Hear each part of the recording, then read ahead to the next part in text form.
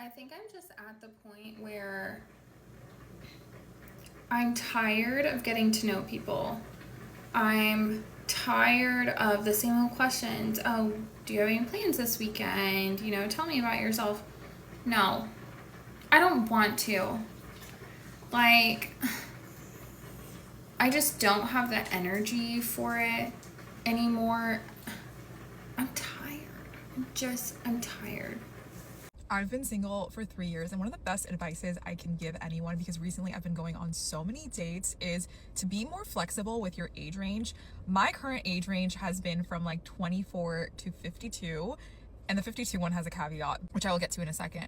But as someone in their 30s, I used to have such a strict cutoff where I was like 29 to 44. That's it. I'm not like going out of this range. And through accidentally meeting people in real life and then finding out later they're like younger and still like giving it a shot and going on the date, I have been really pleasantly surprised by the 24 to 28 range. They know how to treat a girl, and just to do like the bare minimum things like plan, pursue, and like communicate, which is like all you would want. And I just wouldn't expect that from a guy in their 20s.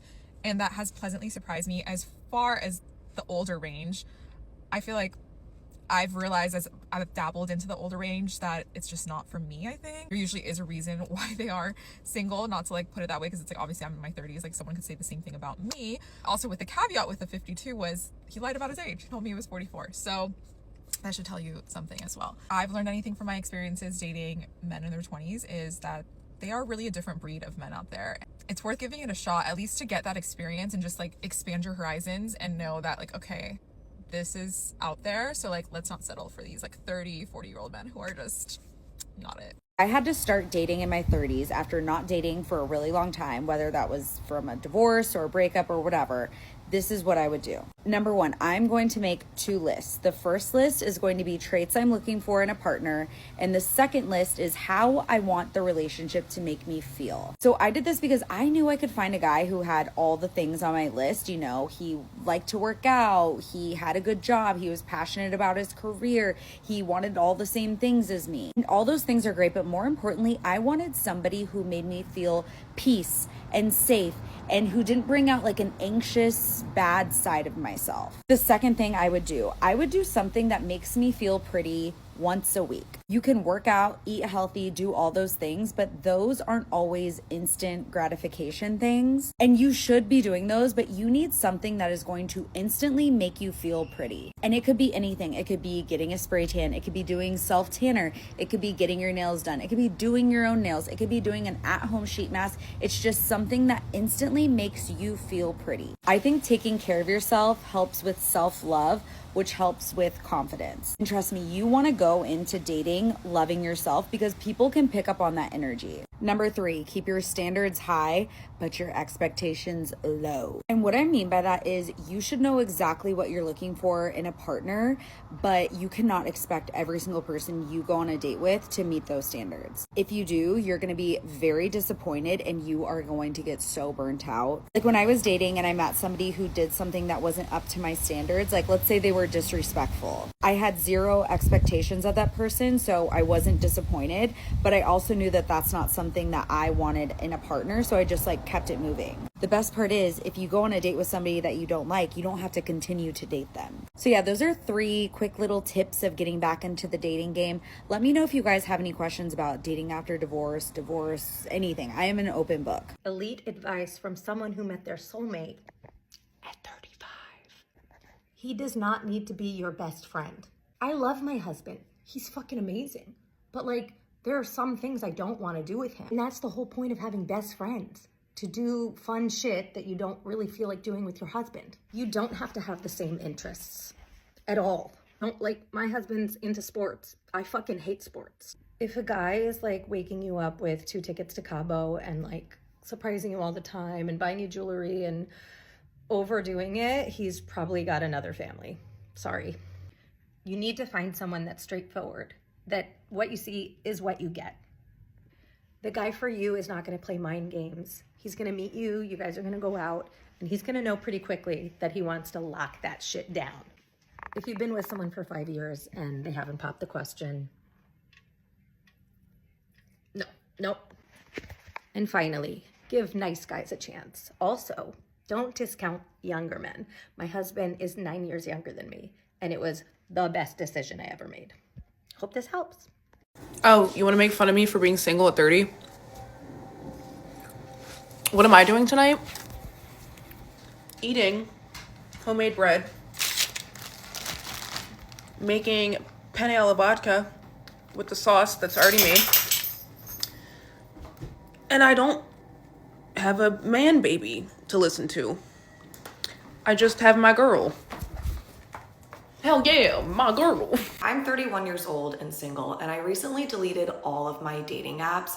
And one goal I had for 2026 was to actually approach men more. Because I'm not on dating apps, the only way I have to meet people is by going out. But I think it's an unrealistic expectation for me to think that it's only a guy's job to come up and approach me. So I'm happy to report that I actually approached a man last night. And let's talk about what I said, what I did, and what happened. Last night, I was out to dinner with one of my girlfriends, and I saw this guy walk in, and I go to my girlfriend, I go, oh, he's handsome. I saw him go sit at the bar by himself, and I was kind of waiting for someone to come and join him, and then no one ever joined him. So I said to my girlfriend, I go, I think he's here alone. And we waited about 30 minutes to confirm that. And then what I also did, and I highly recommend this, is I asked my waitress, hey, do you know him? Has he been here before? Has he ever brought a girl in here? Because I had no idea if he was single or not. And luckily our waitress had some intel. She overheard him say to someone else that it was his first time here, and the gentleman he was talking to at the bar was a regular. So it did confirm that he was there by himself. So what did I do? What did I say? I said to my girlfriend, once we were done with dinner, I'm gonna go over and give him my business card. And before going over, I kind of had a game plan as to what I was going to say. This way, when I got over there, I wasn't thinking of something to say. So what I did was I walked over, and the first thing I said was, excuse me, I'm so sorry to interrupt, but I just have to say, I think you are so handsome. And in case you're single, here's my number, here's my business card, and slid my business card onto the table. And I said, but I have to run because my girlfriend's outside, but it's so nice to meet you. I'm Bridget. He introduced himself. And I said, well, I hope you enjoy the rest of your evening. And then I just walked outside and met my girlfriend. And about an hour later, he texted me. And when he texted me, he said, hey, it's blank from the restaurant. And I answered and I said, oh, I guess this means you're single. Which he laughed and said, yes, it does mean I'm single. And I said, that's great news. And then he asked me what I was up to right then and there, and I told him, and turns out he was across the street with his friends grabbing a drink. So my friend and I went and met his friends. So ladies, shoot your shot, delete your dating apps, go out to dinner solo, and start shooting your shot. Like, it is not as scary as you think it is, and you can make it as quick and easy as sliding your number saying, hey, I think you're handsome. If you're single, text me. That is it. But honestly, you have nothing to lose by shooting your shot, because what's the worst case scenario? They don't text you back, or they're in a relationship. All right. So I'm glad I just printed 1,000 of my business cards last week, because I will continue handing those out. I think one of the reasons that me and so many women in their 30s are single is because we don't want to train men. I was talking to my girlfriend the other day about this guy that I've been talking to who isn't quite acting as I would expect. And she was like, oh, that's trainable. That's not necessarily a deal breaker. Sometimes they just need a little bit of coaching. What if I don't want to be a coach? Why have we normalized training men? Why would I want to be with someone who I have to teach how to treat me? I didn't have to be trained. I have so many amazing girlfriends who didn't have to be trained. So why are we okay with the idea that we have to train our boyfriends? Now, I'm not saying that relationships don't take communication. Obviously, if you have expectations of your partner, you have to make them known. But I think the idea of training men is a modern day way of saying I can change him. And I think that leads women to settle. If I wanted to train something, I would get a dog. Dating in your 30s becomes literally just like looking for a breeding partner. Like, it's like you're going to a sperm donor bank and like lining up the genetics and just like choosing who you want to be your future children's dad. Like, you've already been through all the cute stages in your 20s, like saying I love you and going on your like first dates and trips together. Like, I don't want to meet your parents. Like, I do, but like it's not cute anymore. Like, and then like waiting for the milestones and like falling and like seeing what happens. Like, no, are our kids gonna turn out cute? Are they gonna be smart, athletic? Like, are we gonna like make a good couple and like last forever? And like then I'll get to know you and like hopefully you know, we get along great and like it lasts forever. But first things first, like, again, it's just not cute anymore. Like, but you never settle. You never settle. It's not like before where you go in blindly. You're 40 and single? Wait, you're 40 and you're single? What is wrong with you? Something must be wrong with you. Do you want to know what is wrong with me? Do you want to know what's wrong with me? I will tell you what's wrong with me. What is wrong with me is that I went on a third date with a guy. Third date tonight. I walked out on him. I walked out on our date. I called an Uber and I left because he lied. He lied about how old he is. You guys, he told me he was 48. He's 56. Do you understand how insane an 8-year age difference is when you're lying to a 40-year-old woman? Talking about whether or not you both want children and you're pretending like you're a 48-year-old. He sat there and had that whole conversation with me. And at the end of the conversation, I looked at him and I said, so how old are you really? And last night I said to my friend, he just looks old. And tonight when I was sitting there, it was like a light bulb went off. And I'm like, this guy is not fucking 48. We get along so well. I think he thought that I was going to sit and put up with it. He was shook to the core when I left. So many men are liars about the most asinine shit. I'm not going to date a liar. Been there, done that. Now that I'm 33 and I'm dating again, one of the biggest differences between dating in my 20s and dating in my 30s, when I was dating in my 20s, I really just thought most guys I was dating were probably going to end up being my boyfriend. And I was like a month in and shocked when they would ghost me. And I was like, oh my God, this is so crazy. Like they were definitely the one. Because at that time, I didn't have a knowing in my body of like what I was really looking for. I didn't know what it felt like to feel no anxiety. Now that I've had a couple serious relationships, I actually have like a really strong knowing in my body of what it feels like when a man is sure about you. When a man is obsessed with you, it is so clear. You've never felt more clear-minded. All your anxiety goes away. It is so obvious. They are so consistent. They show up. They do all the things that like girls say, like you'll just know when you know you know. And before I had that, I literally just thought that dating was meant to be like this anxiety feeling in your body. Like you just kind of go on dates and like perform. I remember in season 1 of Sex and the City when Carrie's like dating Big, and this is how I always knew that like Big was never her guy, is like she says at one point, she's like, I find myself posing. It's exhausting. When you meet your person, you are so comfortably, casually yourself. I remember like not wearing makeup really early on into my last relationship, and I was like, wow, I just know that this guy is like so into me that that's not even a worry for me. There always can be guys in between if you're just dating and you're like looking to entertain someone or have fun or a little attention. Like, I don't know. I don't really think there's anything wrong with that. But once you know what it feels like to have a man so sure about you, you can never go back. There is no going back. If a man is obsessed with you, I'm sorry, that is the base level. For my next relationship, they have to be obsessed with me. That's like the beginning stages, and then we go from there. Here's my biggest ick lately with dating, and it is happening all the time. Please tell me if you are dealing with this too. I'm talking about men over-sexualizing me so fast. These are men that I haven't even been on a date with. They're just texting me. We're in the early texting stage, and they already feel comfortable making comments about my appearance, how sexy I am, how hot I am, things they want to do to me, certain body parts, my ass. And you can tell the difference. You can tell the difference between a man being like, you're so beautiful, or you're gorgeous, oh my gosh, and like, you're so sexy, we'd have so much fun. Like, excuse me, sir, why do you feel so comfortable talking to me like that when you haven't even met me? And you will never get to meet me when you lead with that, because it makes me feel disrespected. It makes me feel like a piece of meat. I want someone that actually wants to see me, get to know me, love me. And these aren't even young guys, which is why I'm so confused. These are guys in their 30s, 40s, who still haven't learned that women don't just want to be sexual objects, especially with a solid, high-value woman. That shit is not going to fly. I immediately stopped talking to them. I'm so turned off. Okay, so I haven't dated anybody in 3 years. I finally decided I'm gonna put myself out there, start meeting people. These men are weak. These men are soft, okay? They don't text you, they don't call you, they like your Instagram post. It is the weirdest thing I've ever seen. What planet is everybody on? Why are girls allowing men to act like this to them? Absolutely not. No, go waste your time with a 20-year-old. Like, they'll probably be happy to give your attention. Oh, somebody's here for me. It's not a date.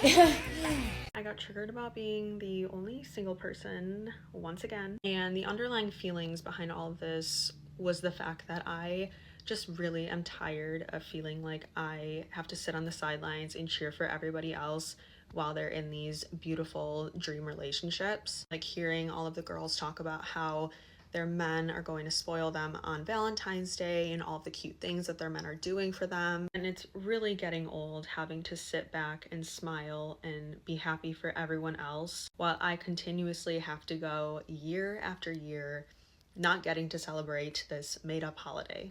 Like, all I could think to myself last night was, when is it going to be my turn to get to tell everyone what my man is doing for me and how my man and I are going to celebrate Valentine's Day? And it's not that I'm not happy for them. I really am, because the people in my life, the women in my life specifically, deserve the men that are in their lives. But I just feel so isolated whenever these kinds of conversations are happening, because I'm just sitting there like, oh, I love that for you. Meanwhile, I am just sitting there wondering, will I ever get to say this to other people? Not to mention, I feel like I have nothing to contribute to these kinds of conversations because everyone's just like going around in a circle talking about what they're doing with their men, and I'm just sitting there just nodding and smiling, but also dying inside because I just, once again, can't relate. But also at the same time, like, I'm moving in 4 months, so there's no point for me to even date right now, so I can't even get mad about that. But yeah, I think this is the first year I'm actually really allowing myself to grieve not having a Valentine, because all the other years I was like, oh, I don't care about Valentine's Day, it's so stupid. But this year I'm like, no, I actually really want to celebrate this cheesy, corny holiday with someone, and I want to tell everyone about it. So yeah, this is just one of the downsides of being the only single person left. Typically, it actually really doesn't bother me at all, but in situations like this where I have nothing to add to the conversation and I feel so left out, that's when it hits me the hardest.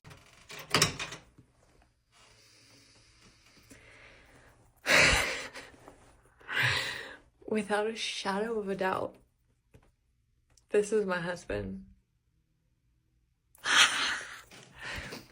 It's so good. It's so good. I just really like him. Like, his character, his kindness, how gentle he is. He's just, how he sees people, how he sees me. I just like being with him. He's so good. I can't put it into words how good he is. I can't express it. But he's also just so openly communicative in general, but like about how he feels about me too. And I've never had something like this that's this deep, that's built on the love of God and how we see the world. And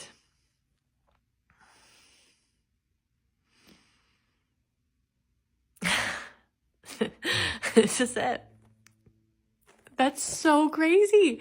That's so crazy. Like,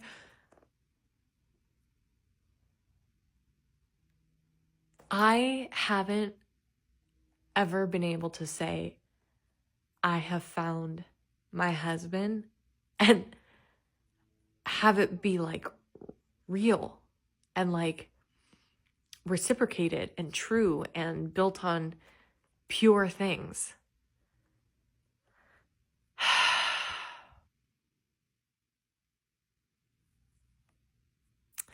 Okay. Well, as Carrie Bradshaw says, my other books were about finding love, and this book will be about what happens when you find it. If you're in your 30s and you're just down and out on dating and you're feeling like, when is it going to be my turn? Everyone around me, it's happening for them. People are buying houses, getting kids, doing all these things, and that's something you yearn for. And by the way, you are allowed to yearn for that. I'm all about being an independent woman, but it's also okay to want love, want a partner, and want companionship. That's the first thing. The second thing is, I was you, okay? I was 32 years old when I picked up my life in New York City and moved cross country on a complete whim. Oh, fiance. And the one thing that I always knew was that I was gonna meet someone. I always, so awkward with him there. I always said this. Like, I would say to my mom, I would say to other people, like, I know there's someone out there for me. I never lost the faith. And I think that's the most important thing. You cannot be cynical. You cannot be one of those people that's like, why not me? And not be happy for other people. Thoughts and the energy that you put out there is the energy you receive. And that's why I believe in working on yourself, working towards the goal of meeting someone and being open-minded, and maybe putting away that, 50 item checklist that people told you to make, and really focus on what's important. Like before I met Sean, I completely had just reprioritized everything in my brain. I was like, what do I actually want in a partner? Okay, I want someone that's caring. I want someone that's empathetic. I want someone that has the same values as me. I want a nice person, trustworthy, all these things. And then at the bottom of that list, like looks, job, none of that mattered. It did not matter when push came to shove. And at that point, I was open to dating anyone. I would have ended up, I don't care what you did for a living. And I can't say that years prior that I would have been that open-minded. And it happens I met a great guy with a great job, but that wasn't even part of what I was looking for, because at that point I was like, I just want a good person, and I made myself be the best version of myself that I could be. And then when I was ready, it came in. So I just want to say, don't lose hope, don't negative self-talk, and maybe reprioritize your list of like what you want to the things that are actually important. My heart truly aches for the younger versions of me that felt so optimistic and hopeful about love. The version of me that would watch Disney movies or read books or look at other people around her and think, I can't wait for that to be me one day. Because right now in this moment, when I picture a relationship, love, marriage, I feel nothing. For the first time in my life, I feel numb to the thought of love. And this makes me feel horrible because I feel like I'm letting my younger self down. And even the very, very few experiences that I can count on one hand that I've had where I truly in the moment was like, yeah, this is what I was waiting for, every single one was ripped away from me. In fact, when I was a young girl, I thought that love was just guaranteed. It didn't once cross my mind for 1 second that I might be a certain age and I would never have been in a relationship before, that I would never have been in love before, that maybe, just maybe, there was a chance that I might never even get married, or even just get to experience something as simple as commitment from someone else. I remember in my early 20s, I didn't bat an eyelash over the fact that I had never been in a relationship before, that I had never had a boyfriend like everyone else did in high school. So I was like, I got time. I'll definitely be in a relationship and be married before I'm 30. Yeah, well, safe to say that didn't happen. And I feel like either my frontal lobe has developed or I am just so jaded at this point to where, like I mentioned before, I feel absolutely nothing. I don't think about my life 10 years in the future and see myself with kids and see myself with a partner, see myself living in this white picket fence home, because that was the picture of my life that I had when I was a little girl, even in my teens and early 20s. And it's really hard for me to feel like I didn't let myself down. And granted, my desires for life have shifted quite a bit over the past few years. But one thing I know that I still want, that the little girl inside of me still wants, is to just experience like loving someone else. Just like pure, innocent love. I don't even care about marriage anymore. I don't care about kids. I don't care about buying a house. I don't care about any of that. Literally all I want is for someone to look at me and be like, I want to be with you. I only want to be with you. You are the person I'm going to choose every single day, and nothing is going to change my mind. And please do not tell me in the comments, you're the love that you're seeking for. You need to choose you. Stop it. That is not the same as romantic love, and I will die on that hill. But the harsh reality of this is that it's not guaranteed. And that's the biggest difference between who I am now versus who I was before, is I thought that I was guaranteed love. And life has shown me throughout the years that that is very much not the case. And I would be lying if I said that I would be very disappointed in myself if I made it to the end of my life not fulfilling this one wish, this one little wish that my younger self has been wanting for forever. If you are in your 30s and you're single, especially if you're a female, I want you to listen to me. I posted a previous TikTok and I was blown away by the amount of people who related to me. I was talking about dating and dating apps and being in your 30s, whatever. So I'm going to keep the conversation going because I think the more we talk about it, the less alone you're going to feel. Here's something that has tremendously helped me. Anytime I'm starting to feel lonely, or I'm seeing my other friends in relationships, or I'm starting to feel like that pressure of society This shifts everything for me. Also, let me say, like, I am really good at being alone. I have learned to love it. I have learned to enjoy it. I solo travel. I live alone. I have an apartment in Lisbon. I go there alone. But that does not mean I am not a human. I still have moments where I'm like, what the F am I doing? Am I going to die alone? And then this is what I do. You're going to grab a piece of paper and you're going to write down why you want a partner, like why you don't want to be alone. And then on the other side, make another column and you're going to write down who you have in your life right now that can fill that role. It's really easy to fall into the trap of like, you have to have romantic love and that's the only way to not feel alone. But in reality, like, you are surrounded by so much love. You have so many people in your life. Some examples from my list. Like, I want a partner to go to the movies with. Well, my best friend Melina lives in Orange County. She can do that with me. Or I'll be like, I really want a partner that I can text her like right when I wake up in the morning. My best friend Heather, she's 2 hours ahead of me. She will answer no matter when I send her a text. Here's a more niche example. I was like, I really want a partner. Like, I want to go to Ibiza. How fun would that be to like go on like a romantic getaway and like party all night? I call my girlfriend in Lisbon, 10 times better. I now get to have a girls' night. We get to flirt with all the men that we want. Or it may be, I want a partner so I feel safe and comfortable. Well, my parents live in Texas. I can go fly to them, give my mom and dad a hug, and I'll get that feeling. And maybe your examples are much different than mine. I don't know. But the next time you're feeling sorry for yourself, you want to throw a pity party, you're feeling lonely and behind, make the list and realize you have so much love in your life. Focus on what you have, not what you don't have. By the way, I did not come up with this myself. I found it on a Jay Shetty podcast, but it is something that helps so much. Give it a go. And if you're out there and you're like, I have no one to put on my list, hi, I'm an influencer. I'm a content creator. My DMs are always open. Shoot me a message. You are never alone. Bye. Love you.